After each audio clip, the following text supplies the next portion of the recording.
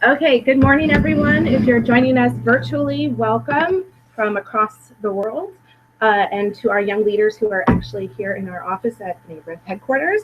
We're very excited to host David Yarus, founder of JSwipe, the world's largest and fastest growing Jewish dating app, to discuss how technology is transforming the world of social media and millennials. And without further ado, I'm going to let David talk a little bit about himself briefly and then to get started on the presentation. So thank you all again. Enjoy. Cool, thank you. Hello, everybody. Again, nice to see all of you. Hello, internet world. Let's get that so you can see the screen. So we all met yesterday, and so we don't need to go too much into what I do, but I do two things in life. I run JSwipe and then run an organization called Millennial that helps Jewish organizations understand and engage millennials. We do a lot of work with Birthright, with Hillel International, with Schusterman Foundation, then with a bunch of other Jewish orgs. And I've found, great fun and meaning in this over the last year. So I think what we're going to be doing today is splitting our conversation into maybe two. I generally overload these types of presentations with information that I typically never can actually fully get through at a normal pace. So I will try to cover it all and go quickly, but let's keep this conversational. If there's any questions you guys have, we could, let's bring it up. The topic of today is first understanding millennials. So as we are all leaders in our own communities, trying to engage and inspire and bring, whether it's to events or to our organizations or to our workplace, young people. How do young people think? What will help, reach them, etc. So the first half is going to basically be about millennials and the millennial mindset. Millennial defined, I go by Wikipedia's broadest view, which is 14 to 30. No, now it's 15 to 35. So it's a pretty wide audience. But so that's the first half, and then the second piece is we'll talk a little bit about social media, specifically. Just a high-level overview on different ways of understanding and leveraging social media beyond just like your apps that you use on your phone. Okay. So the first piece of this is going to be, let's talk about millennials. So I tried to couch all of these in a statistic or two. I will say, actually, for this part, mostly all of these are correct. Usually most of my numbers are off. But 1 million selfies, 4.3 million food, 1 billion daily views on Snapchat. Millennial, we are becoming brands, right? There's this concept in marketing of the brand manager, and there's this saying in my old office that people are becoming more like brands and brands are becoming more like people. And what that means is inadvertently, without even realizing it, when you have, who here has ever untagged an unflattering photo of ourselves, right? Everyone has. And the idea is, without even really realizing it, we are carefully architecting the brand that we want people to see, our digital brand or digital persona, sharing things that make us look good, sharing happy things. You don't often see people sharing sad things.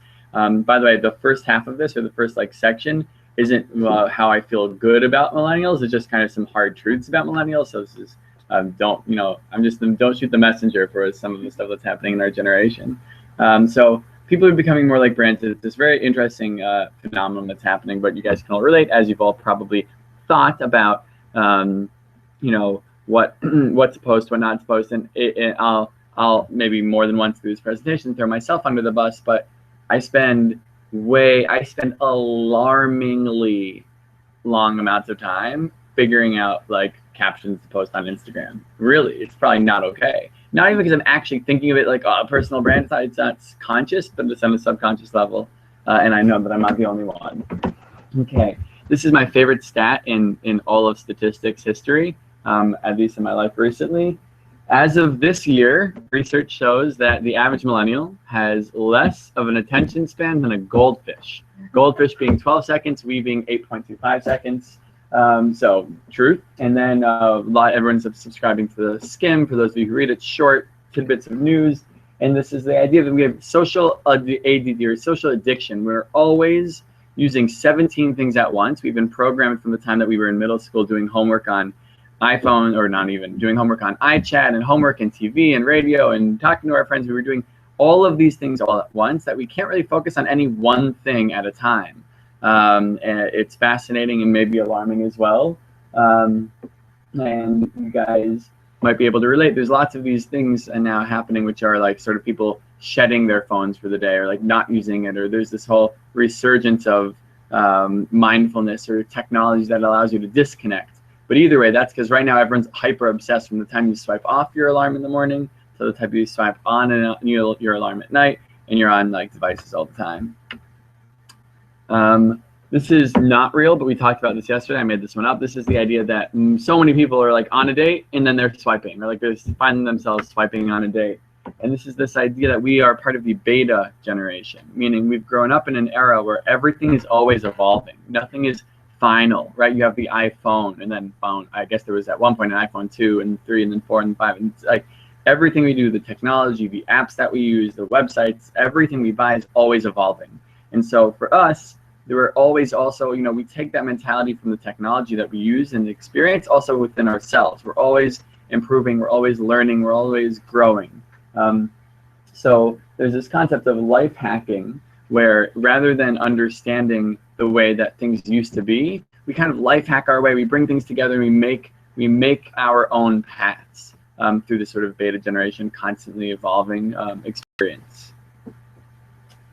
We choose to spend money on experiences over things. There's this concept of two things: the sharing economy, like we talked about yesterday. So when we all pool money to experience something, it allows us all to either share the bike hubs, right? The bikes, like the bikes in all these different cities, or Uber or Airbnb or Zipcar. All these basically shared economies are helping us really experience more of the world. And as millennials, we would rather, what was the status update over status symbol? We'd rather really experience more of the world than like buy another fancier, you know, toy or product or shiny object. It isn't to say that we don't also like things, but we prefer and value experiences over things more. So I think this is an important and interesting note. The other thing in what DIFTP here stands for is basically, one time 2 years ago was in Hawaii with my family, and I got there a day early, and I asked the hostel that I was staying at before my family got there, like where I should go. And they said, oh, there's this big thing called South Point. It's the southernmost point of the US of Hawaii, and there's this big cliff, and you can jump off this cliff. And I'm thinking like, I don't know about this, but I'm like, oh, why not? And so, you know, I'm driving down here, and I get there, and then this huge cliff. It's like this like blue water, and I have no interest in jumping off a cliff. I'm totally content being right here with you guys. I'm happy with the ground and, you know, things around me. Don't really need to jump into the cold water. I don't need to like feel the thrill of this rush to feel alive. But you can be darn sure that I did it for the photo.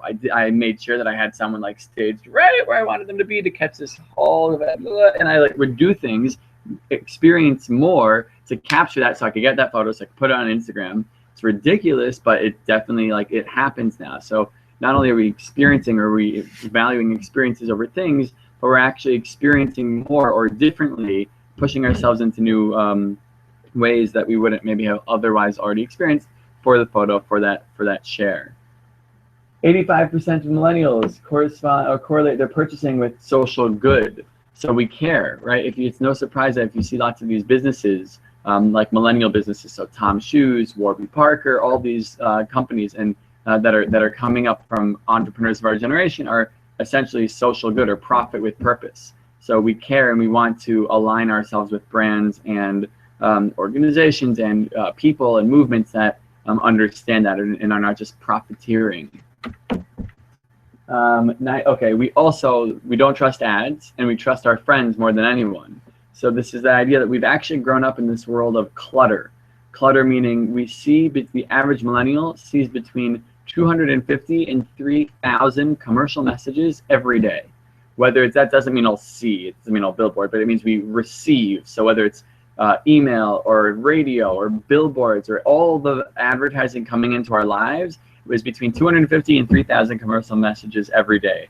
And as a result, we've become sort of immune. Like, we don't even recognize, we just blur it all out. Like when you're driving or when you're on the internet, you're not taking it all in. We're immune to this clutter, as it's referred to. And we're pretty skeptical of advertising generally. So it's, you guys can probably relate and understand that. Okay, so that's highest level, just a sort of a background on the way that we think and certain things that are happening. Does anyone have any thoughts or comments before we go on about that? Can they relate? Do they want to, anything? Yes, take it. I was just wondering, in my own personal life, I noticed that I've learned to tune certain ads out, and every time they come about, I start to realize they're an ad. So for example, a while back, maybe 10 years ago, they started to do product placement with movies more often, right? They became a common practice. And I started spotting those things, and I'm like, yeah, really, the superhero, before he saves the girl in distress, is going to drink a Coke, to cool himself down, or to do that. So, do you think that's going to also become apparent as far as the social media ads as well? And kind of a follow-up question, do you foresee any other kind of new subversive marketing emerge to counteract that? So, first question, do I think so? So what you're saying is you're tuning out, which is right. Spot on. I think we all tune most things out. There's an interesting thing that's happening, at least in my life, and I think it will continue to happen, is that as technology gets more, and not even more advanced, it's already pretty there, as advertisers have the ability to more fine-tooth tailor the right advertising to the right people. Like Coke in a movie, it's like everyone's saying, has nothing to do with me. But I actually don't mind, okay, then maybe we could rewind a little bit. Free apps, which most of us use, they have to survive on something, right? They have to get some type of revenue. Maybe it's through ads. So I'm okay with using a free app and getting an ad from it, because I know that if either I have to pay for it, which I probably don't want to do, or they have to survive through these ads. So I'm okay with them having ads. Then if the advertiser is able to tailor it to me. So on Facebook, I don't know if you know, we might go into this depending on time, we might go into the Facebook ads later. If there's like a little arrow at the top right of your ads, you can click it, and you could either say, this is useful, I like this ad. You could say, I'm uninterested in this ad. And if you actually go into their advertising, like you click advertising, there's a way for you to fill out your ad preferences of all the things that you're interested in to help tailor advertising to you. So I think maybe that answers both of your questions. Like, we're all immune to like the Cokes in the movies, but on Facebook now, like I get ads that I like, that I'm interested in. So I think that there are ways of using technology. What's the next wave of ads, or what's the next incoming? Probably going to be more very specific ads to the individual, and I think that will help. It will help prevent people from like losing interest. I almost see online dating as becoming more commercial, with free poses that I see over and over again, which are the kissy face, people jumping in the air, for that moment, and the infatuation of posing with tigers. What is that all about? Yeah, I mean, the truth is, so, and what was there, and how? Well, I just see it as that's become a trend. And I see it, it does show up on Facebook, but mostly in online profiles. And it's kind of devalued what the person presents about themselves, the genuine factor, because you see these three types of poses over and over again. So, I don't know, just with talking about trends, I mean, do you see that as well, or what effect do you think that's had on? Yeah, so it's interesting. I think it is exactly, I think it's because of trends, meaning people see it and then they'll put it up. Or I don't think they're actually consciously thinking that they need a picture of a tiger, but there's a joke that on Tinder, like everyone has a picture of a tiger.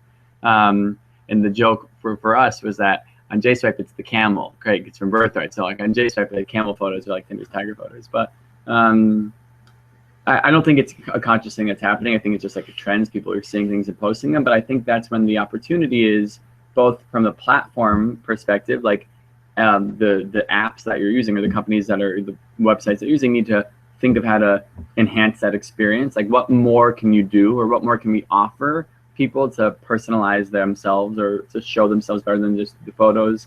Some of the things that have been discussed are like a deeper profile experience, or almost like Harry Potter, Hogwarts, like moving photography. Like, what if your videos were like what if your photos like could be a little bit videos, or who knows? But that's one thing on us. And then the other thing is, I think it's on the users, meaning I'm fascinated by the way that people use their profile, at least on JSwipe, because besides all of your Facebook info that we pull, and then you can either turn on and off, there's like a text box that you can use. I'm pretty sure we don't have a limit. If we have a limit, it's long. And you see people who either don't use that, which always blows my mind, or who like use that and write an essay, or people who like use it in clever ways and put emojis in their Instagram or to say something about themselves. But I think it's on the users a little bit to differentiate. But besides that, I can't speak to the trends. All right, one more and then we'll continue. I think it's really interesting how our attention spans have shortened. You know, and like, I don't know about everyone else, but like, if I don't have my phone with me, I don't make it. It's like a part of me now, in a way. And so it's like, also, I think it affects like when we go out. I mean, I've noticed that like a big group of us goes out to dinner, and if one person pulls out their phone, it's like, you know, not really okay. But then 2 or 3, it's like then we all pull out our phones. So there are a couple of interesting things that are happening. One of them is like it sounds funny maybe, but herd mentality or herd behavior. When one person pulls out their, like you could, it's not even in a huge group, but like if you're at coffee with someone and they check their phone without even thinking about it, within this, like you're probably checking your phone too. It's true. And then also in a big group that happens a lot. I think that's where, first of all, it's one of the reasons I love Shabbat sometimes, is to like completely unplug, because we're so plugged in throughout the week.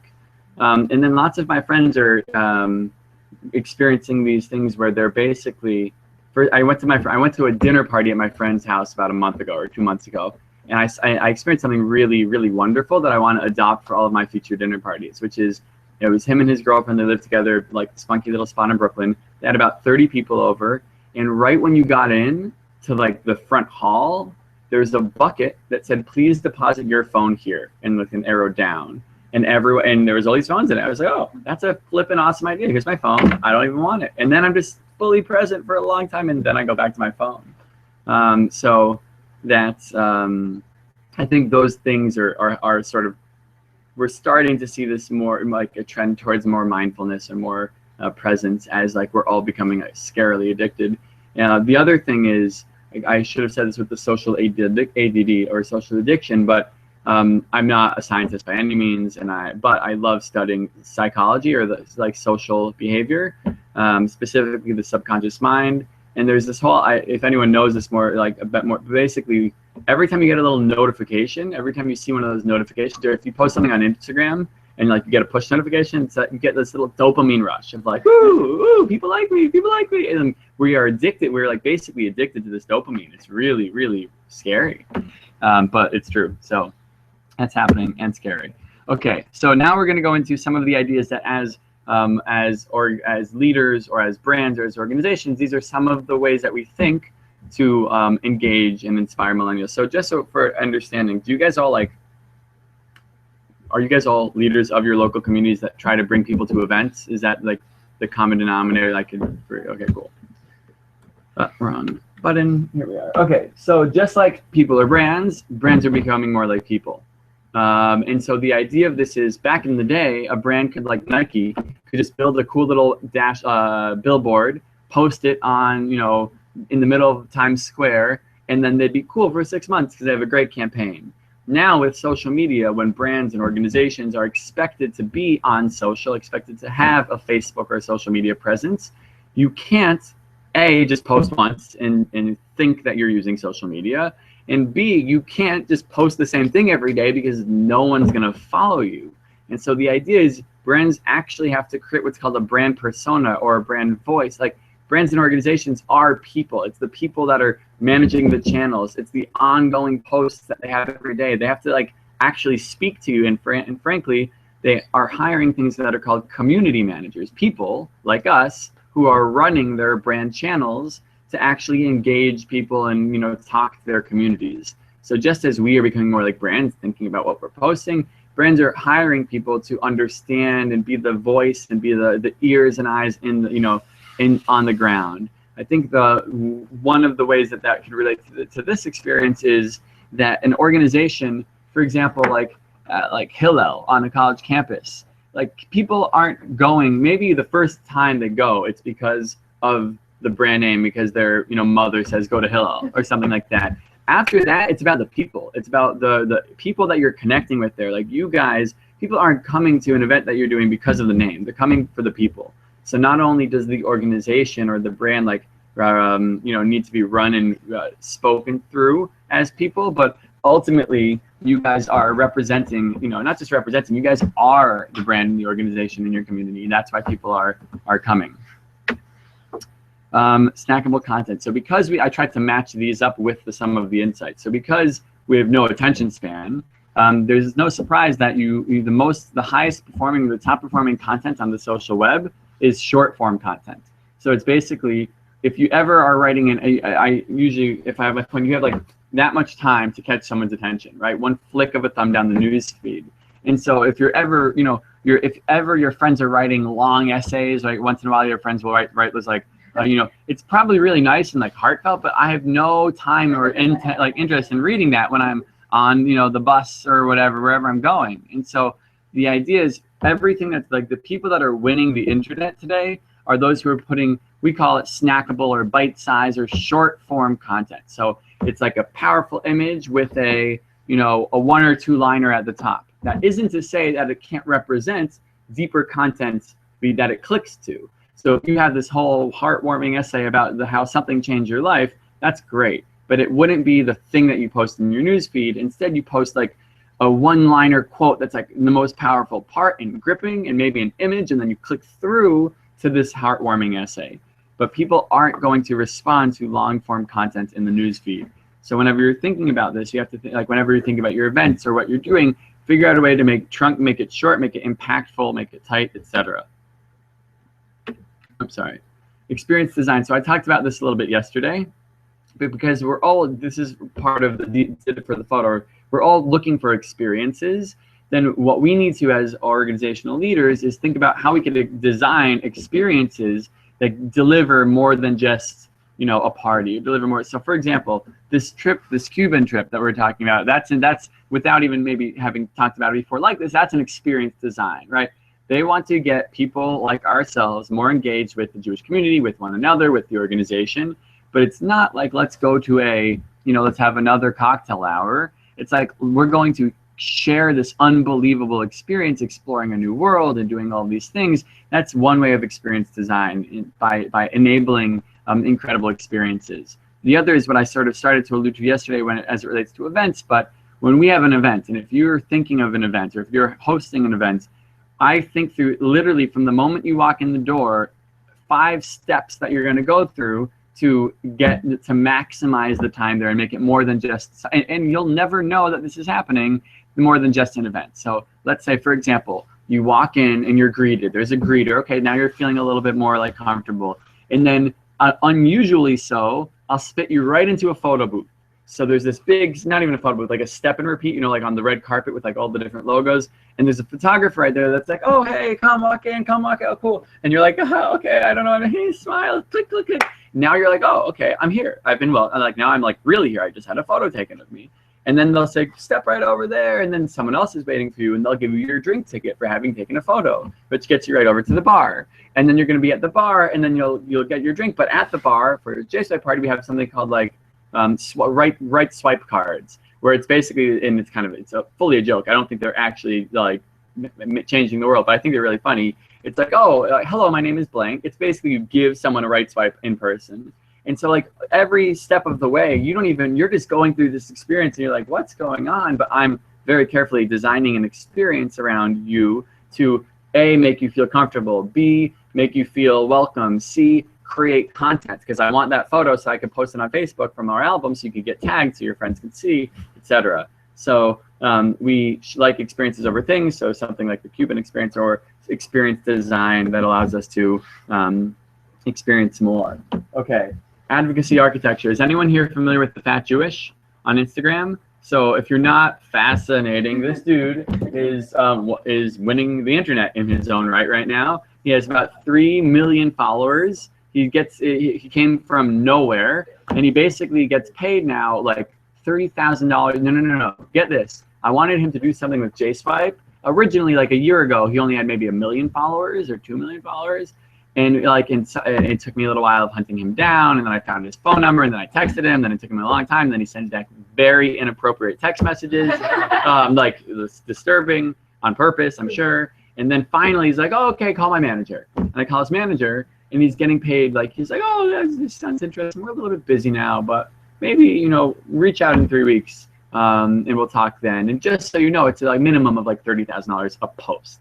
30,000. So guys winning the internet. That's not the story. But the idea is there's this concept of advocacy architecture. So what we mean by that is, how can we empower every level of our community to drive advocacy, to drive word of mouth, to share what we do. So at my old organization, we used to have something called brand ambassadors, and we would work for Coca-Cola or Spotify, and we would like hire 2 brand ambassadors for a campus for them.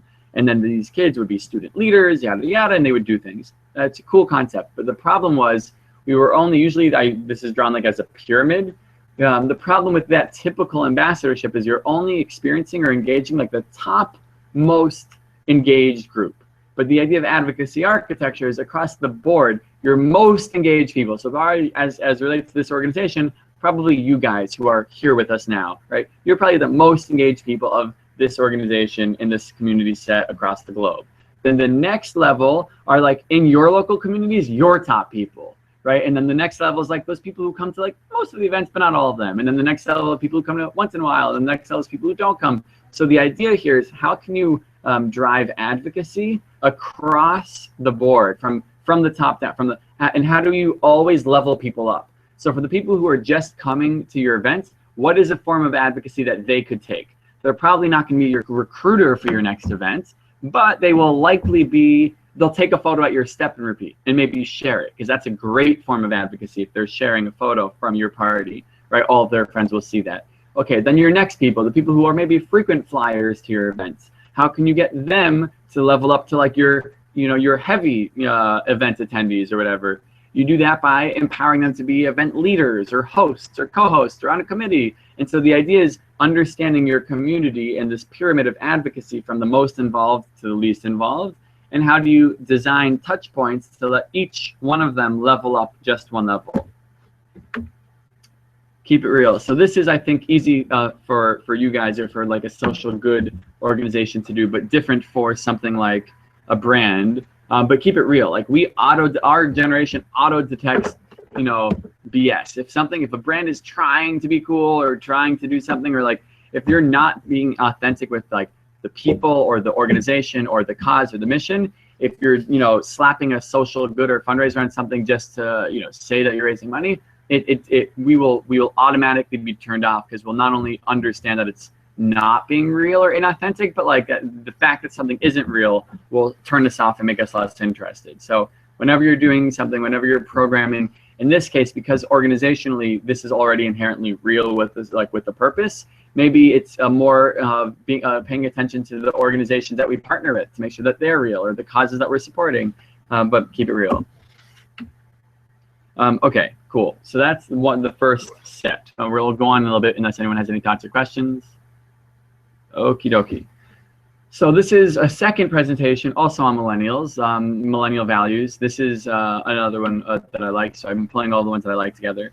Okay, so this is basically the concept that if you talk to about, if we got like the older generation in a room like this, and you asked them about millennials, if they didn't say what's that, and they said like, oh, like what, tell us about millennials, we are often misunderstood, right? People just don't understand we're positioned in funny and different lights. And so the purpose of this next few slides is to sort of adjust the way that we, at least in our minds, are being thought of, and actually what it really means and where it's coming from. So instead of never growing up, we are independent from birth. And so what this means is, lots of times, if you have a friend who's like still living at home, or this or that, or something, and your parents or your cousins are like, oh, like why aren't they growing up? The idea is that we are on a fundamentally different timeline than our parents. And I think we talked about this a little bit yesterday, but generationally, we don't buy into the same, do this for 4 years, and you do this for 3 years, and you do this for 2 years, and you get married, and you do this, and you, right? We've seen like technology and the new leaders of today, Mark Zuckerberg and all these young people who are changing the world, are just doing things differently. So we're no longer abiding by this like step by step program. We're independent. We grew up really quick, right? With technology, we saw and experienced more, and now we're able to do things on our own timeline. So whether it's extended learning or whether it's whatever it is, there's an acceptance of people are working longer, people are getting married later, people are not as worried of doing this like step by step thing that our parents' generation was holding to. Instead of being hype followers, we are always seeking authenticity. So what this means is, and I'll throw myself under the bus, but I suffered when I was little from something that I would call the Abercrombie and Fitch syndrome, right? I paid, for some odd reason, too much money to plaster a brand across my chest so I could feel like I was Abercrombie and Fitch. And that is, it's funny because that's how, I guess like that childhood era was, but there's been a full pendulum shift to the opposite experience where we're always seeking authenticity. We want things to be real. We want to personalize our consumption. We're shedding brands, whether it's between people or whether it's between, the brands that we're wearing. That's why something like American Apparel with no brands, or something like Nike ID, where you can actually personalize every single part. You could buy a shoe, but if it's online, you can literally like personalize 20 different components of the shoe, the lace, the this, the that, all these colors, to really represent us through what we do. And we are not as drawn to like following hype or just like what's cool in the moment. So we're always seeking authenticity. Instead of being commitment phobes, we're loyal in our own way. And so this is an interesting one because brands or organizations will often say that like we're very fickle millennials, like we're here today, gone tomorrow. We're not really strong, followers of any brand or cause. And the challenge is here that I'd like to suggest that we're not loyal to a brand. We're loyal to the value exchange and the utility that something gives us and brings into our lives. And what I mean by that is this: I am a fiercely Apple fanatic. Everything in my life is Apple. I tried to get all my families, like my parents, to be on Apple. My company, we're all Apple. Actually, no, I have a very, finance guy who's very fiercely not Apple, but we can.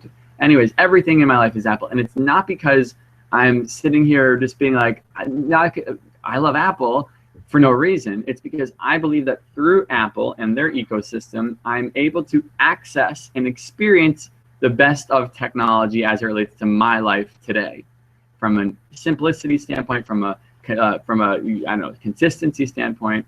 And as soon as some Generation Z, the people under us, little kids today, create Pear or whatever the next thing is, I'm going to be on that as fast as possible, and I'll probably be on it as strongly as I am on Apple, because it has nothing to do. It's not that I am, that I'm brand loyal to Apple. I'm not going to be the whatever on the Titanic as Apple goes down, just sitting there. I'm going to move on as fast as possible to the next most utility driving, value additive experience. So I think we're loyal in our own way to things that make our lives better, things that enhance what our experience here, etc. Whether that's an organization or whether that's a product. It's funny. This is the first time I've ever thought about it this way, but when I moved to the Upper West Side, there is a shul, there's like a circuit that you do. On Friday night, you go to one shul, and on Saturday, you go to this other shul. And for the first 2 years of my Upper West Side experience, everyone went to the Jewish Center on Saturday. Yeah, that's where you went to shul on Saturday, because that's where hundreds of people were on Saturday. And one could say that everyone was very loyal to the Jewish Center. But I don't think it had anything to do with the Jewish Center, because about a year or two later, a year ago-ish, I came back to the Upper West Side after being away for a year, and no one was going, the Jewish Center was empty. Everyone is now at Young Israel. Anyways, It's because it's not that we're loyal or not loyal to the organization or this or that. It's because what we're loyal to is the best place for us to socialize and possibly meet someone. And then therefore, as that sort of slowly shifted, so did we. So that relates to an organization, or that relates to brands or any programming that you're doing. Instead of being always unsatisfied, we're always curious. So lots of people think that millennials are like, they're never satisfied in their job. Like they always want more, like yada, yada, yada. And I guess the assertion here is that it's not that we're not satisfied. It's that we fundamentally have a different perspective on the world, where we see and understand there's so much more out there. There's so much world to see. There's so many things to learn about. There's so much to do and touch and feel and experience that we want to know more, right? Versus maybe back in the day, you couldn't really see what was out there. You didn't really know so much what was out there. So we're always curious. We travel. We're able to travel the world through a couple clicks of a button in ways that we weren't able to before. We're able to see and understand and learn things through the internet. So this concept of it's not that we are unsatisfied, it's that we're always curious. We want to see more. So in an organization, for example, oftentimes people ask, how do you keep millennials inspired within an organization, especially if we're always curious? One of the ways that we do it at our company, but it's inspired by other companies, is we do cross the disciplinary mentor. It sounds so formal, but we like cross departmental mentorships or whatever. Meaning, like this month, you're in the creative group and you're in the strategy group. And so this month, you got, rather than having a mentor who's like 20 years above you in your department, we know that everyone at our organization is curious about everything. So this month you'll be mentoring. It's really more like buddying with like the creative team, and then you'll be buddying with the strategy team, and then you'll be buddying with the analytics team, and then the next month we shift, and the next month we shift. And so we're trying to design this curiosity, or allow for this curiosity to be explored within our organization, rather than people having to go out of the organization to do it on their own. The other thing that we do is we empower like learning. So if someone wants to go and take an extra class after work, or if someone wants to go and do something or explore, we'll actually like pay for their continued education, assuming that it's something somewhat related to what we do. Probably wouldn't pay, but we maybe supplement like knitting, right, as it relates to marketing. It doesn't make as much sense, but if it's something that is loosely relatable, we would do it in order to help inspire their curiosity. But more than anything, we want to live a life of meaning. But what does meaning mean? Meaning is smallness. So there's this interesting thing where now that we all have hundreds and hundreds and hundreds of friends, even though there's some statistic, I don't remember what it is, but it's like you can actually really only have max of like 100 or 150 friends, like actual friends in real life. I forgot the number, but basically now that we have all these friends and all of these numbers, right, real meaning comes from like the smallness. It comes from like the intimate settings on the rooftop, when you're with some friends, maybe without your phone, etc. So you find meaning through smallness. Meaning is no filter, right? So now there's all these apps, and it's funny when you see them. It's funny that like it's a surprise every few days when you see it trending on Facebook that like this celebrity accidentally released two versions of the same photo, and like it's like this happens all the time now. But there's all these filters that you can oh, actually, did you guys see this thing that hit the internet last week? The girl Instagram model, anyone? Okay, fascinating. But there was this Instagram model, this like 16-year-old from Germany maybe, who had like, I think it was 60, like hundreds of thousands of followers. It had a huge following. And she had this thing where she was like, oh, like my life was so good, but it was like empty, because it was all fake. So what she did was actually really incredible. She went back through her photos, she deleted thousands of them, and then she changed the caption. So she's like, that I didn't eat for 3 days, and I had my sister take 65 versions of that one photo until I found it right. Like, this isn't real. Like, I want you to know. And then she did that to like all of her photos. It was unbelievable as an example of this, which is like everything on the internet is doctored at this point. Not really, but kind of. Even our photos, right? Again, I spend as much time figuring out what filters I want to use as I do with my captions. I'm just a really time-consuming social media person. It's not good. But the idea is everything is filtered. So it's the unfiltered truth, the real moments that, artists raw and often then not shared, that we find meaning in. Also, I'll try to find this, or you guys could just like Google Instagram celebrity model changes her mind or something and just read one of the articles, mostly to read her posts. Meaning is privacy. So it's interesting that when we are living in this era where we're sharing everything, we're broadcasting everything, that there's still these private moments where we find the most meaning, things that aren't being shared or things that are, you know, that's why, what was it? That's what Google Plus tried to do, but that's what like group chats or WhatsApps with friends or like small private Facebook groups. It's not about the broadcast to everyone anymore as much as it's to the few friends that you actually want to share something with, is where the meaning happens, or the private moments that you don't think are going to be socialized, etc. Okay, meaning is choice.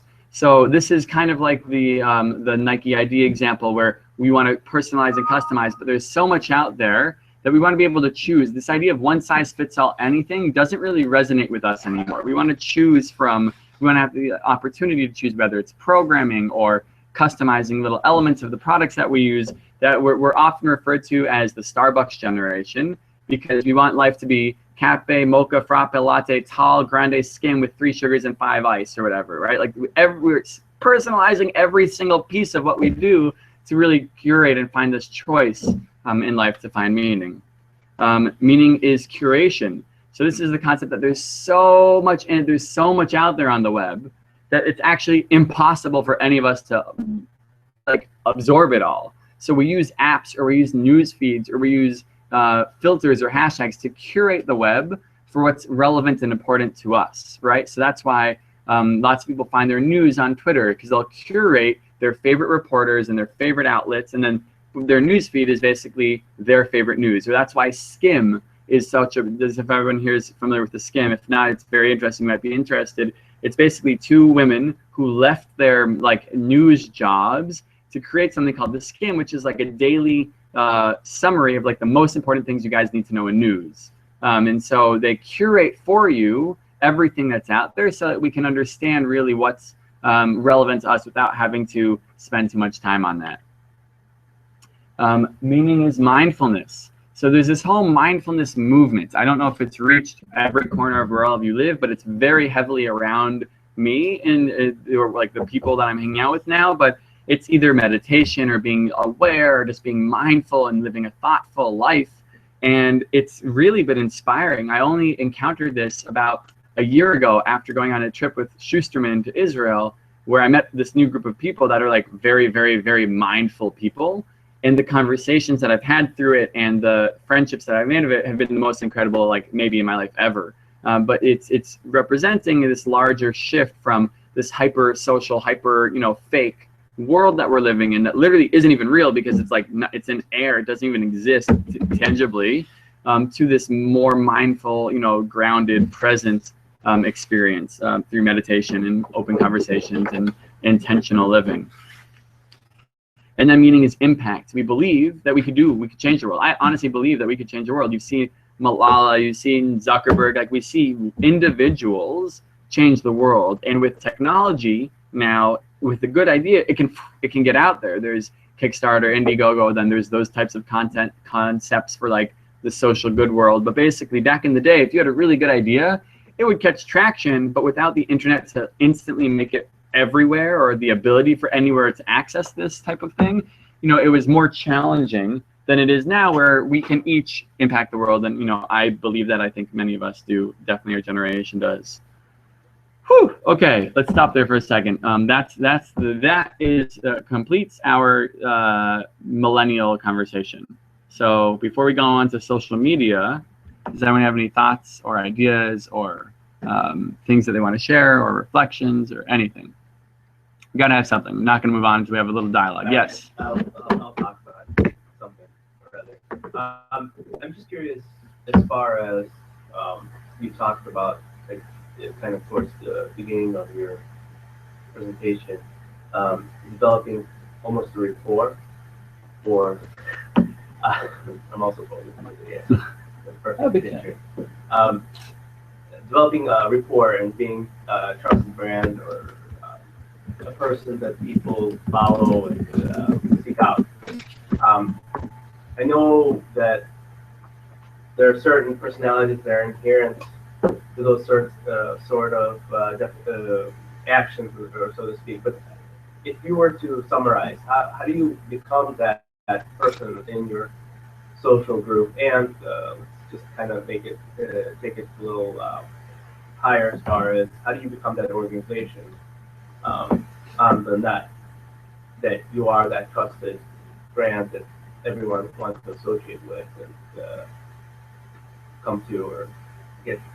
That's it. So first, I want to fully understand the question, but from the extent that I understand, there's no magic step by. There's no magic solution.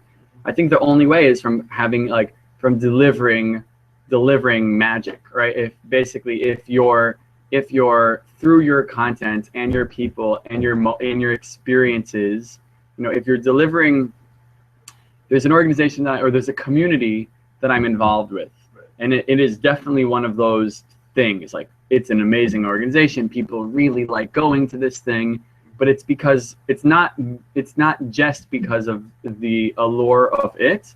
It's because when I go, the people that I meet are amazing. The programming that I do there is game changing, and so I think it's part and part like what you're delivering. Right. Is that a fair answer? It is a fair answer, but I guess as you stated earlier, I'm just curious how you define that magic, and I guess you define that magic by providing the experience as magical. So I guess what I'm trying to say is, let's say you want to create a new Jewish organization in wherever you live. If it was where you're now, I'm just gonna say there's no need to create the new Jersey. We got the perfect organization, right? Sure. I guess so. Let's say you want to make your Jewish organization magical, and you're offering a Shabbat dinner. Right. If I can get that if I could experience that Shabbat dinner the same way from 5 different places, there's no magic. Then what you're offering me is great, but it's not differentiated than anything else. If there are unique nuances of your Shabbat dinner, if I come out of that being like, whoa, that's what I mean by magic. So I guess it's just thinking differently. So for example, some of my friends started this thing called Daybreaker, which is a morning dance party. It happens at 6 a.m. to 9 a.m. Started in New York as an art project or a social project, and now they're in 20 cities. It's an incredible journey to watch. It's magical. I mean, there's no drinking. It's all coffee and juice and healthy and yoga at 6 a.m. and then DJs, and then they bring trumpets in, and you're like, why is there a trumpeter? And then the music stops and a poet comes on stage, and then they're poeting, and then and then at the end everyone sits down before they leave at 9 or at 8:45 or 50, and they give out an intention card, which is a quote that they found from some inspiring thing, and they give it out to everyone. And everyone sits down, and then someone goes on the mic, and then everyone reads the intention cards together, and you leave at 9:05 being like, oh my God, what in the world did I just experience? And then it's a magical experience that has helped them become successful. So I don't know if a Jewish organization, should have trumpets and poets or whatever, but I think it's about the content and the programming. We've all been to so many Shabbat dinners that are all the same. But if there was a trumpeter that came, and then a poet that came, and then an intention card, it was what? And I'm not saying that's the model. I'm just saying it would be it would enable the provider of that organization to be different, or at least differentiated. And I think that's the start of getting to the magic. Yeah. With millennials, I feel like it's such a wide range of people. I feel like sometimes the older version of the millennials, we're a little more willing to, I've been to a few dinners with friends where everyone puts their phone in the middle of the table and the first one to grab their phone pays the bill. We're a little more willing to try and get that separation, whereas I see, my younger cousins who are in that high school teenage, and they're still millennials, but because they've had it since birth, where we didn't get it till middle school, elementary school, they're a little more attached. How do you apply to all millennials while there's such a difference sometimes? It's a great question. I think there's a couple things. One of them is nothing. I think inherent to the idea is that nothing is one size fits all anymore. So I don't think you can apply it to all millennials, other than similar thinking or framework. So I think that you would provide for them some magical experience, which might be different from us. And then as it relates to their use of technology, I don't know if I think I'm being nice to myself. I'm pretty sure that in high school, I wouldn't understand the need for mindfulness, right? It was only growing up a little bit that I love the idea of unplugging. Versus back then, I don't know if I would appreciate the idea of unplugging. So it might also just be like life stage. But we're going to see our generation of parenting, and not even our generation. I mean, our generation, the parents now and the soon-to-be, and for the last 4 years, I mean, it's gonna be. We'll see what happens. It's gonna be fascinating to see because these kids are programmed. My former boss's daughter, when she was I think 18 months or something, could swipe open his iPad, find her favorite app, and start playing. And it's like whatever that girl is gonna do is she's gonna change the world, right? We think we're changing the world, like she's changing the world. But either way, the idea of disconnecting for them is gonna be very interesting. And we could get into some interesting conversations that later about this. Yeah. So the beginning of the last set of slides that we just went through, you talked about how millennials are super independent.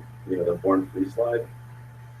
Are we so born free as millennials that we become so independent that we lose community? Just by, in some sense, being so nonconformist, like, no, I won't do that because that is a structured piece of life that my parents' generation was. I won't do it, so I'm closed off from this community because I don't want to join them because they're conformist. Fascinating, and I think happening. Yeah. First of all, I can only. I flip the question and ask you the same thing, right? Let's explore it together. But I think so, and I don't think it's just the born freeness. I think lots of millennial ideology is to some extent at odds with religious community ideology. Not all the time, but lots of it. And one of the things that I think I took out of this deck, but maybe I should have kept it in for this dialogue, but is the idea of equality, right? We were almost like, well, it says like, what is it? It was one of these slides, and it said, instead of just being equal, we champion difference, is this concept. So if it's not just like, oh, we're equal, like, all right, we know that already. We've sort of grown up with that since a long time ago, but we're like, we champion difference, right? Was it like with her name Jenner? I don't remember her first name, but like when like this happened on the internet, it like, everyone was championing the difference that was going on. And because of that, it's interesting because of this whole eco thing. One of the things that I say, and I use it to sort of stir controversy, but also subtly bring up something that is confusing, but I don't think about it so much in like larger Jewish settings with like older audiences, is basically, it's no surprise to me that we're seeing all of these, like that intermarriage is at unbelievably high rates, etc. When from birth we were being told everyone's equal, everyone's equal, everyone's equal, everyone's equal, everyone's equal, everyone's equal, and then your grandma says, but you can only marry someone Jewish, right? Like, I don't know, my brain literally can't actually fully process that because they're completely different narratives to me. So that's another one that's like this like millennial ideology. Everyone's equal, but we don't like this idea that like religious Jews or like people like push out the rest of the community, or not like the others or whatever. Like there's lots of these things that are within Judaism or Jewish community that are a little bit confusing to some of this, which is interesting to work through. One of my friends, when I tell her that I only want to marry Jewish, she's like, you're so crazy. Like religion isn't going to be here in 20 years. Everyone's going to be like, what is it, oneness or whatever. There's some, I don't know, there's some like, and it's because she's so into the diversity of everything and celebrates that, which is a beautiful thing. Let's not like, I think it is beautiful that everything is diverse and everyone is, equal. But it gets tricky. Yeah. Yes. I have a little back into yesterday. The constant need for likes on your Instagram post or likes on Facebook, and reassurance of what you're doing is cool. How, I've read some articles recently on how it's really hurting relationships on all levels, because, you're in a marriage, so you post on Facebook, oh my God, I love my husband, he's so amazing, and it only gets like 2 likes. You're kind of wondering like what's wrong. So how can they balance each other out? And it's part of it just taking some of that away and separating it out. But I mean, with everything, with programming, with every sort of relationship, having that need for reassurance but understanding the actual relationship? Yeah. I don't know if I'm qualified to answer. Or like first of all, I need to get into some serious relationship and explore, and then start posting. I don't know. It's tough. So just while we're on the topic of relationships, the only thing that I could share, which isn't exactly answering your question, but it's the thing I thought of when you asked about relationships, is I've experienced, again, in this new community post this trip to Israel, something really, really, really incredible, which is, for the most part, for my life so far, my friend groups, or my friends, are divided into two buckets. My friends who I see, and my friends who get married and I never see or talk to, right? And like, that's it. It's fine. I love them, right? They're my childhood best friends. I love them. If I do see them, what's up? It's great. But like, I don't actually see or talk to them. So in that case, seeing through social media, like, it's nice to know, like, to see how they're doing or whatever. But what I've experienced more recently is integrated couples and friend groups, meaning like this new friend group that I've been, excited to be a part of. It's like, I see some of the most amazing couples are like strong power couples, some married, some not, and everyone else is just one full group of friends. So I think it also is different based on maybe the level of friendship or who or what the type of groups are that we're talking about. Because in these groups, like, if people are sharing, like, there's so much love for everyone. I guess the examples that you're bringing up are more disconnected. It's like, you don't know these people. It's tough, but I don't have a particular. But I do love this idea of integrated, like, couples and single groups of friends. Yeah. One more question, and we'll move on. Just kind of looking at relationships from like a different angle, and I find it interesting with sports teams. A person can be tied to their sports team, and like, take the Knicks growing up. I grew up where they were good every year. They're always in contention. And for the last 15 years, they've been close to irrelevant. But no matter what, that brand, I'll always be tied to them. When a couple of years ago, in Brooklyn, they came out with the Nets moved to Brooklyn, and that was the hipper brand, new arena and everything. I just find it interesting with sports, how, you're kind of tied into the team most of the times that your father rooted for, and that you stay with them thick and thin. I wonder if that changes going forward with these new generations, if, a Yankee fan can change to a Knicks fan, which I don't think. I don't know. It's a dynamic. Super interesting. I'm definitely not qualified to talk about sports, because for some odd reason, maybe it was like a childhood in Miami, Florida, but I just have been oblivious since forever to them. But the idea of new loyalty, right, is interesting. Like, yeah, maybe it's like you're there and then the Knicks stop doing anything and the Nets start killing it. Would you do that? Or I just see myself as more loyal to the brand. So no matter who the Knicks would bring in as players, and there've been players in the past who I just can't stand, and they turn me off for X, Y, and Z reasons, no matter who they bring in, I remain loyal, and I don't know why, to the brand. Yeah, it is interesting. Also, what's interesting to me about is like the LeBron case, right? Went to Miami, and Cleveland hated him. Came back, Cleveland loves him. It's like, really, I don't know, but it's an interesting thing to explore. Okay, continuing. Social truths. So just like we started the millennial section on some like millennial truths or the way that we think about millennials, we will also go into this section through some of the way that we think about social media. So this is how when people, talk to me about social media and they're often, don't fully understand what I do, we would start with some type of millennial truth section. Okay, so the first thing is that social media is not a platform. Everything is social. And what this means is when like people say, oh, like you do social media, that's nice. So you build people's Facebook pages. It's like, obviously we use Facebook as one of the many platforms to, and through which we leverage social media. But everything now, it should be inherently what we call social by design, or another phrase, is we try to figure out how to socialize every touch point of the user experience. And what all of this means is everything you do, no longer just a Facebook page, but everything you do, all of your events, everything you do needs to be inherently social.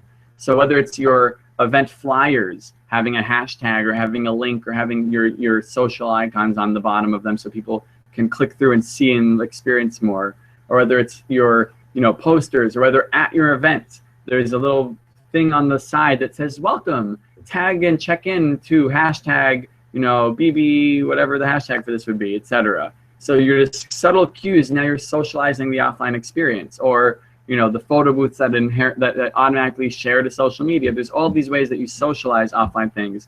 You can make an email more social by including calls to action that drive people back to your social media. It's just important to understand that social media is not your Facebook page. It's everything you do should be thought through in the lens of how can we make this more social. The idea being, because millennials value word of mouth from peers more than anything else, someone sharing something or checking in or getting tagged in a photo of yours is the most powerful and authentic way of advocacy, of sharing the fact that they're interested in you. Okay, we just went through these. So people are brands, brands are people.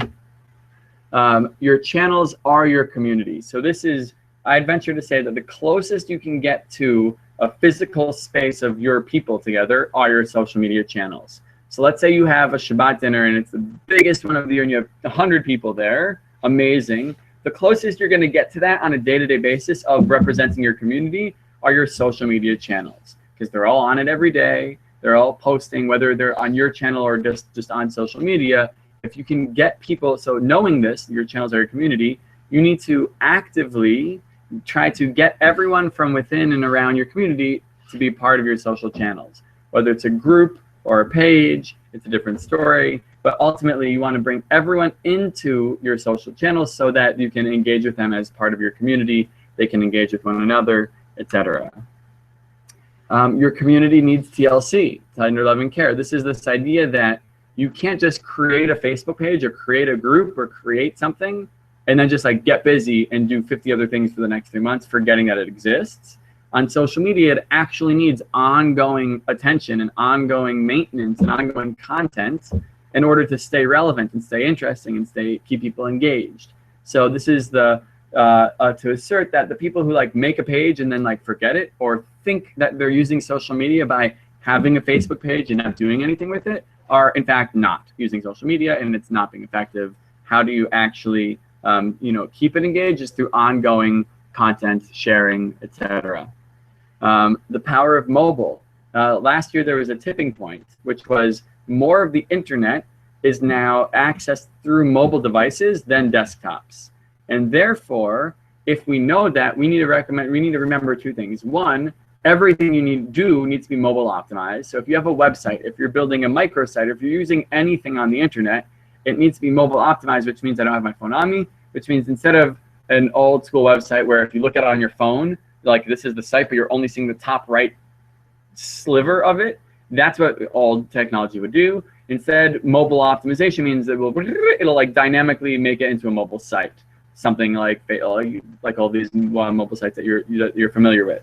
So that's the first thing. We need to make sure that everything is mobile optimized. Also, that means like bite size. So that relates to the other content we were talking about, because on your mobile, you're not reading these long form anything, right? The second piece is knowing that everyone in your events or at your group or at your, whatever it is, has like knowing that everyone has the full information of the world via the internet and a video recorder and a high-powered camera in their pocket all of the time. How can we leverage this and use this to our benefit as it relates to us being event organizers? Whether it's, for example, one of the ways that we do that is when we have a step and repeat, when we have like people coming into our events and taking photos, rather than only having a photographer that we staff take their photos, I'll actually say, oh, great, step right up here. Like, stack up your phones, let me take them for you.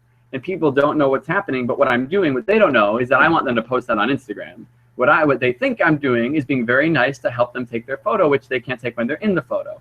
Either way, it's one and the same thing. But this is as an organizer, understanding the power of mobile and the power that they all have a phone and that they all want that photo too. So understanding both that everything you do needs to be mobile optimized and what you can do and how you can leverage this video camera and internet and photo in everyone's pocket. The power of visuals. So the internet is run by visuals. This is no surprise to all of you. On the news feed, I think of it in terms of real estate, right? If you're posting something, you either have this much real estate if it's a post with just text that is white background and black and it blends in with everything else, or you have this much real estate if it's an image and it's any color you want it to be. So the idea is you should always, always, always post with an image. There literally should be no post ever that you make that doesn't have an associated image. Maybe it's an article which pulls up the link, which then has an image in the link, but whatever it is, you should never just post a status update on its own. And then that's one piece of it. The other piece of it is I always think through the content that comes out of an event, as intensely as I think about the event itself. Meaning, I care as much about like the photo albums and the video and all of the content that I'm going to be able to use and showcase and tag from an event as I do of the event. So whenever you're planning something, make sure that there's a photographer. Make sure that you have people capturing all this content, because then you post it a day later, everyone gets tagged in it, it hits all of their friends' feeds, and then the next time that they are telling their friend, oh, like, do you want to come to this, event that I'm going to? It's not going to be from a random organization that they have not been to before, but they will see that their friends have already experienced this, that their friends have already been there, and sort of build up this reservoir of awareness as it relates to what you guys are doing in your activities. So I'd encourage you to, when you're planning events, think as much about the content you're creating at the event as you are about the event's experience itself. Newsfeed and sharing are king. So on social media, the name of the game is getting into the newsfeed. And that's because there's two statistics. One of them is, and these are both sort of right, 10%, only 10% of people see any given post. Meaning you post something, you think all your friends are seeing it? Not the case. Only 10% of your friends see any given post on average. And then only 5% of people are experiencing and engaging with your posts on your newsfeed. Sorry, on your page. They're all 95% of people experience content on social media in the newsfeed. So because we know no one is going to your page and saying, oh, I wonder what Johnny's doing today. Let me look at Johnny's Facebook page and then go into Johnny's page. Like, because no one's doing that. And very few people are seeing it anyways. The name of the game as marketers or as organizational leaders is how do we get into the newsfeed? And we do that by this handy-dandy equation, which you can disregard the silly letters, but follow the understanding. This is something that Facebook calls EdgeRank. EdgeRank is their algorithm for displaying content in the newsfeed, and it is made up by 3 core variables. The first, starting on the furthest out, is they call it decay, I call it timeliness. How recently you've posted something, this is like Facebook 101, of course, determines how high up it is on the newsfeed. So if I post something right now, and you guys all look, it will be on the top. If we're friends, if I post something right now and you look 5 hours from now, it will be 5 hours down all your friends' content. So then as strategic organizational leaders and marketers, how do we game getting into the newsfeed via recency? There's 2 ways. If you run a Facebook page, there is actually insights on the back end that tell you when the most amount of your people are online, what day of week, and what time of day. So you're like, oh, most of my fans are online Tuesdays at 9 a.m. That's when we want to post for a Facebook page. For a Facebook group or a Facebook profile like yourselves, my cheat is to open up the chat and then just monitor throughout a week. You can do 1 test week when you have the most amount of your friends on. So it's like, okay, Monday, 2 p.m., not so much, 3 p.m., 4 p.m. You find out that like Monday at 7:30 is like, that's when most of your friends are on. Good. Now you know that that's when you post.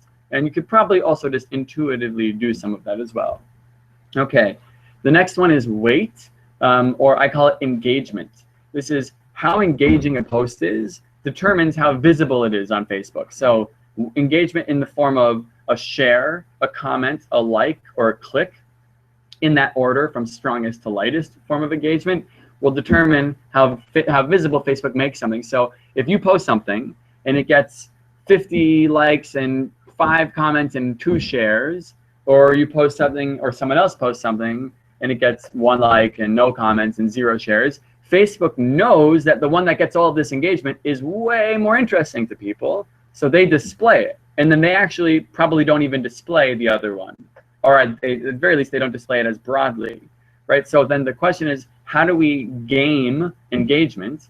And there's 2 real core ways of doing that. One of them is writing your posts in a more engaging way. So it's something like, what do you guys think? Or you call for like this if, or it depends on if you're talking from a personal page or from a brand page, like comment with your like caption content, like all these ways to actually get engagement on posts. And then the other is training your leadership to understand that by simply clicking the thumb of a like button, they're actually making your content more visible to the global community that is connected to it. So if you have like a leadership team, or you teach your hosts or the other people in your organization that if at any point they see something from your organization, like it, and then it will make that, just their like will make that content more globally visible. So those are the 2 ways of engaging or driving engagement. And then the last one is affinity, or what we call relevancy. And so the idea being is how relevant a page is to you, how often you engage with it, the last time you engaged with it, etc., will determine how visible Facebook makes their content for you. So the concept is, all else equal, that friend who you friended the first day you got Facebook from summer camp, right, who you haven't talked to in 10 years anymore since you friended them, posts something, or the friend who's your best friend, you're chatting with them on Facebook, you're tagged in their photos, you're clicking through their stuff every day. Facebook knows through the data that you don't have any interest in this person, that you haven't even looked at their profile in 10 years, and that this person who you have so many like synapses firing every day between clicks and likes and photos, etc., that they're very interesting. Facebook will display their content to you, and they probably won't even display the friend from middle school. And so the game here, the strategy here is, how do you understand, how do you drive more engagement like that? You do that through ensuring that you consistently post content. So if you're only posting once every few months, Facebook will think that people don't care about you anymore, because you're not, it's not even because they don't care, it's because you haven't given them content to possibly engage with afterwards. So you have to consistently post content, you have to be engaging with other people, etc. And then the last thing is the hashtag strategy. So hashtag strategy is this. Oftentimes people unfortunately misunderstand hashtags. So my favorite thing about a year ago was to, maybe it was a little bit more, because I think was to, like, at a conference or something, I would say, hey, do we have any hashtag haters in the room? And there would always be a couple. Perfect. And I would say, that's fantastic. You're just going to have to get over it, because unfortunately they're here to stay. Hashtags are often misunderstood. They are, in fact, a very powerful tool to help connect the world, to help curate interesting communities, conversations, and content that you're interested in. So filter the internet by communities, conversations, and content that you want to experience. And on the flip side, helps you actually post your content into global or local communities, conversations, and content streams. And so what we suggest typically is identifying your globally relevant and locally ownable hashtag for your organization. So globally relevant hashtag, let's say, and I'll use an easy example, birthright, right? So birthright, hashtag birthright, that's a globally relevant hashtag for them. So whenever we have people going on to Israel trips, we have them all tagging birthright, and we have all sorts of, like, our clothing says hashtag birthright on it. We have bracelets that say hashtag birthright. We train people subconsciously to share more with the hashtag birthright. That's the globally relevant one. The locally ownable for them is the bus. So bus number 583. And then they hashtag bus 583. And the reason they do that is because the globally relevant content adds their content to the broader birthright community. But the locally ownable hashtag allows them to find only their bus's photos, or only the photos from your event or from your community chapter, etc. So the maximum we usually recommend is about 3. You would post 1 globally relevant hashtag, 1 locally ownable hashtag, and maybe 1 other. So like hashtag BB, I don't know what your hashtag is, hashtag BBI or something, and then your local hashtag BB Miami, and then hashtag Hanukkah or whatever would be like a nice set of 3 that you would do. If for whatever you want to go a little bit hashtag crazy, we recommend doing that in a follow-up comment. So if you're posting on Instagram, for example, you only want to post maybe 3 max in the actual first comment or in your post, but then you could immediately follow up on your post with the comment that has 20 hashtags and it doesn't really matter. And that is that. And I think for now we'll stop and we'll go into any type of questions. Cool. All right, I'll get another question by David. I'm just curious, you mentioned about taking photos for people at your events to have them hashtag, or, sorry, tag your events. But once you take the picture, it's on their phone, right? So there's still that process of them actually uploading that content up to their social media and going through the steps of checking in or putting in a hashtag. I guess, how do you, not assure so much as you can, but how do you encourage that those people do what you like them to do, i.e. check in, hashtag, mention, or whatever? Sure. Great question. We do that by 2 things. One of them is by getting them as close to it as possible. So by getting it on their phone, they're likely that much more. But to assure it, we usually do it as a what we call an activation, but like we do some type of incentive maybe. So the concept is usually, let's call this a JSwipe party. Right. I would have a photo. The second you walk in, there's a step and repeat. Right. And I have 2 people there engaging you, being like, "Oh, welcome here. Take a quick photo. Oh, I'll take it with your phone. Awesome. Come here for a free drink ticket." Right. Or actually, they wouldn't say that yet. And then you would take it on your phone. And then I don't just let you go back into the, I mean, of course you could just walk that way. Right. But then what I do is I'm like, "Oh, great. Now step right over there and see my friend for a drink ticket." And then my friend right over there actually has you, I'm missing the part where they say, like, "Oh, would you like a free drink?" "Sure. All you gotta do is take a photo, share it on Instagram, and tag JSwipe." Right. And then we actually walk them through it. So like they take it over there, then they go to my next friend, and that's where they get the drink ticket, where we also will like help them take the photo or help them share the photo, etc., and give them the drink ticket for only after sharing the photo. So you can actually walk them through it. Another way to do that isn't as hand holding, is through just incentives, like a contest, or we're going to give away X for someone who takes the best photo on Instagram with this hashtag or something, tonight. Right. But that you're going to get far less people than if you actually, than if you did it with them or for them. It's a good question though.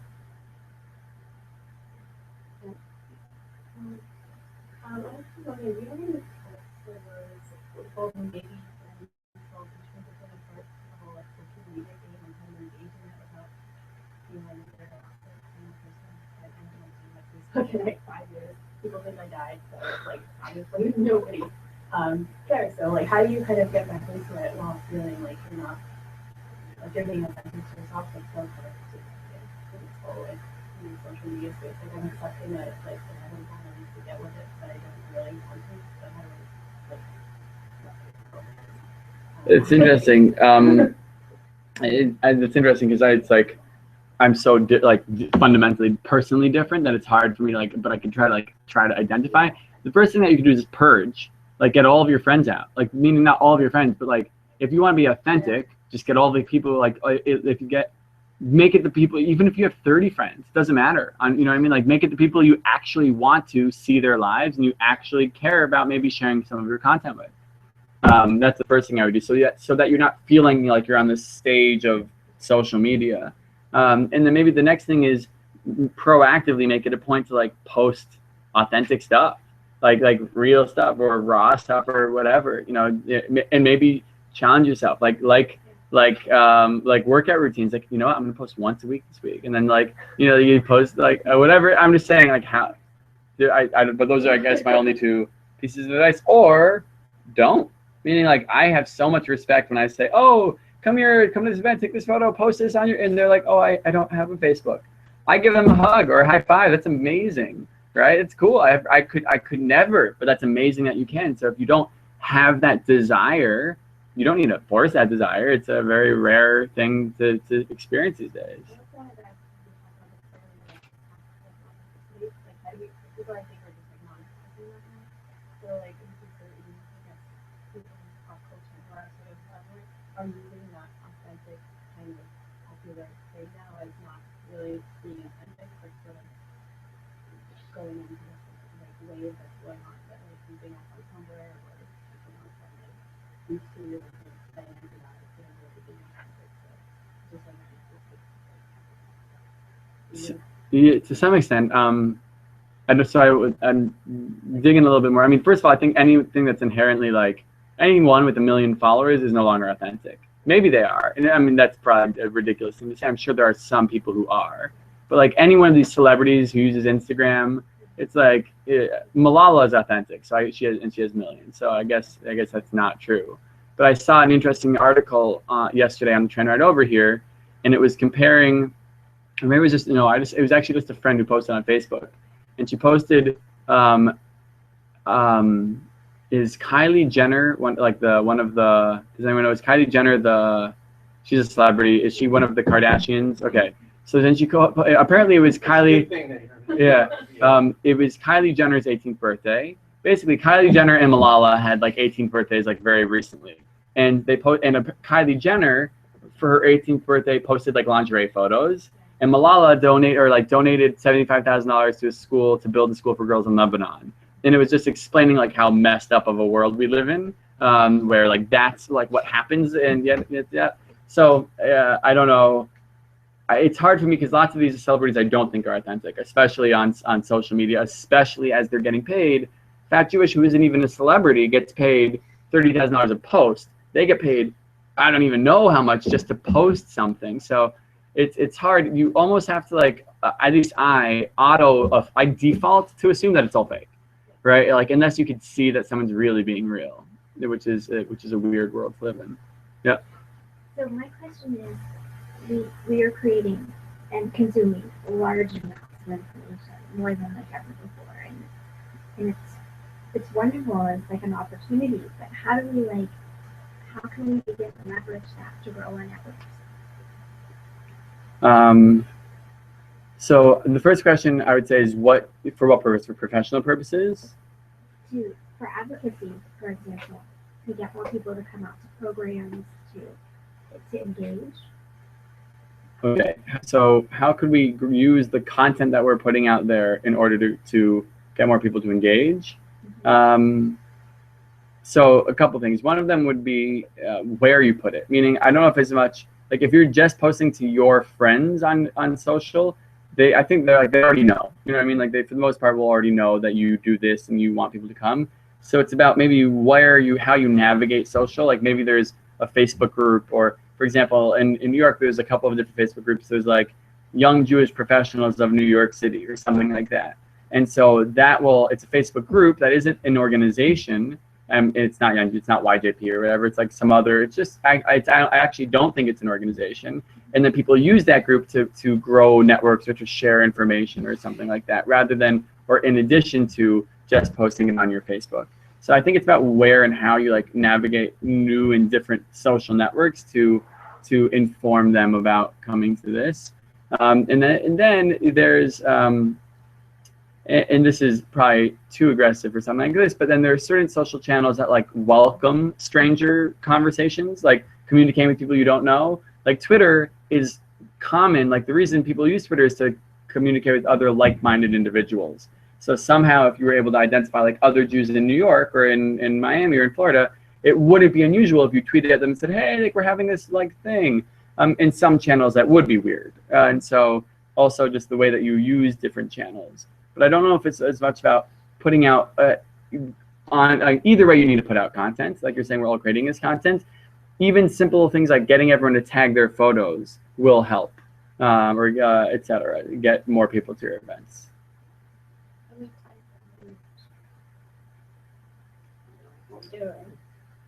While remaining authentic, yet keeping the intrigue there too, being a little mysterious. With all these online profiles and everything, when do you invite someone into your social world? Like when is it appropriate? That's a tough. That's definitely a personal one. It's because it's always hard. So I guess a couple things. First of all, it's definitely a personal question, meaning different people have different thresholds for the level of strangerness that, or the level of actual friendship they need to be friends with people. So it's kind of up to you. But also there's a platform etiquette thing, meaning like on Twitter and on Instagram, first of all, I use different channels for different things, right? I use Twitter and LinkedIn are my professional networks. So on both of them, I want as many followers as possible so that I could use them for whatever I need to do professionally moving forward. So if any random person followed me on Twitter, I couldn't care less. I'm not sharing anything personal on Twitter. Same thing for LinkedIn. On Facebook, yeah, random people or like people like I don't want to, like, I'd rather them connect with me on Instagram, Twitter, and LinkedIn than on Facebook. And then on Instagram, for me also personally, it's like a personal professional network. So but I think it's purely a personal choice. I mean, for example, there's also just private or public channels, right? Like people can make their Twitter and Instagram either private, so no one can see unless they request permission and get it, or public, so everyone can see. Both of those, whether it depends on the channel that you're using, and it depends on like how well you know that person and or how you generally feel about being friends with people on different platforms. Yeah. Okay. Thank you guys so much. Thank you. Want to turn it over to Danielle to talk about the last little bit before we gotta go run back over to the hotel.